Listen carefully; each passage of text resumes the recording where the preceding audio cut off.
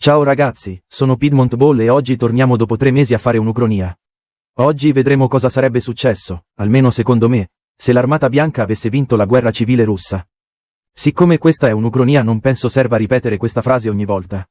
Detto questo iniziamo. Durante la Prima Guerra Mondiale la Russia si trovò in crisi a causa delle milioni di perdite e delle grandi sconfitte al fronte contro gli imperi centrali.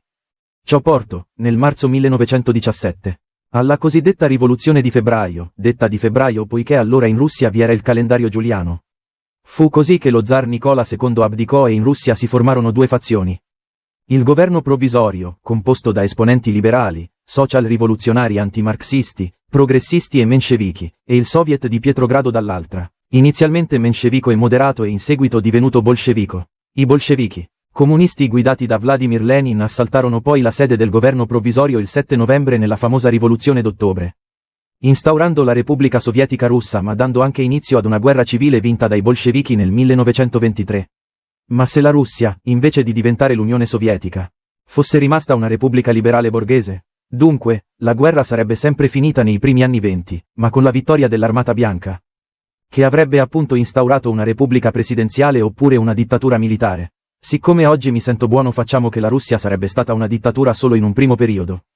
Ma entro gli anni 30 il paese sarebbe diventato una repubblica. Il dittatore sarebbe stato Alexander Kolchak, il quale aveva poteri assoluti sui bianchi già durante la guerra civile. L'Armata Bianca era divisa in diverse fazioni politiche, come liberali, monarchici conservatori, menscevichi e social-rivoluzionari. Questi sarebbero dunque stati i principali partiti. Kolchak avrebbe indetto un referendum per far decidere al popolo tra la Repubblica e la monarchia dei Romanov. Facciamo dunque che avrebbe vinto la Repubblica, per la monarchia farò un altro video se questo arriva a 100 like. Il partito più sostenuto dal popolo sarebbe probabilmente stato il Partito dei Cadetti, considerato il partito liberal borghese d'eccellenza. Con la vittoria dell'Armata Bianca la Russia avrebbe riformato l'intesa insieme a Francia e Gran Bretagna, e negli anni 20 sarebbe comunque stato firmato il Trattato di Rapallo con la Germania.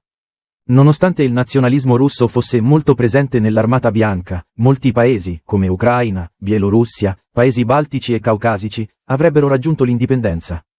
Con l'ascesa del nazismo in Germania anche la Russia, insieme al resto della ricostituita intesa, avrebbe spinto la politica dell'appeasement, portando Hitler a mostrare più cautela nei confronti della Polonia. Se la Seconda Guerra Mondiale fosse scoppiata avrebbe probabilmente avuto una durata minore rispetto alla realtà, poiché con la Russia nel conflitto l'intesa avrebbe avuto più soldati a favore sin dall'inizio e perciò penso che la Germania non sarebbe neanche arrivata a terminare la campagna di Polonia nel 1939.